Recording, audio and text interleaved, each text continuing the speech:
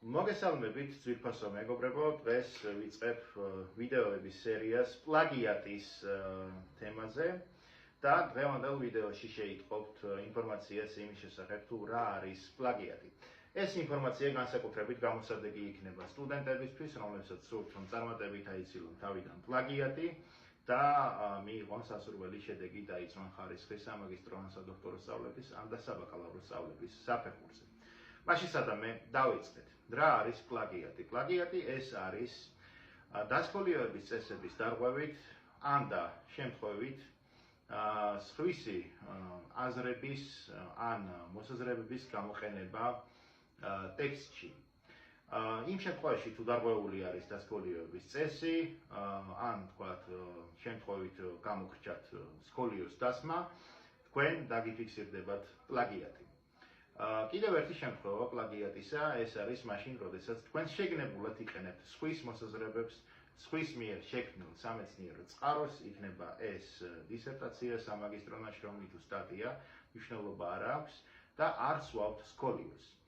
ესე იგი, ამ შემთხვევაშიც შეგნებულად არის დარღვეული დასკოლიოების წესი.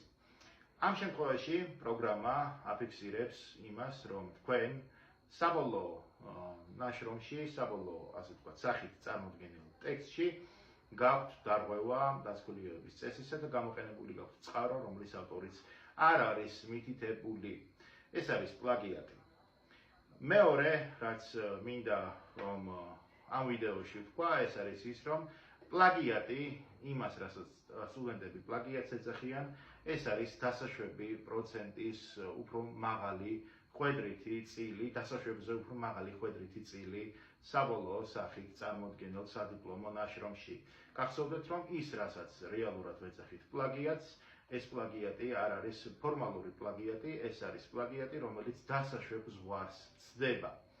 დასაშვების ზღვარი სადიპლომო ნაშრომებში, როგორც წესი, მერყეობს 18%-ის ფარგლებში.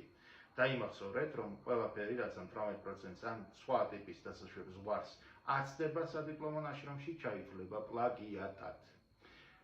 დღეისათვის ეს იყო, შემდგომშიც გავაგრძელებ ვიდეოების დადებას პლაგიატის თემაზე და მოგაცვლით ეტაპობრივად ინფორმაციას იმ შესახებ, რა არის პლაგიატი და როგორ უნდა აიცილოთ თავიდან, გამოიწერეთ არხი და მიიღეთ სასარგებლო ინფორმაცია სადიპლომო ნაშრომების მომზადების თაობაზე. გისურვებთ წარმატებებს.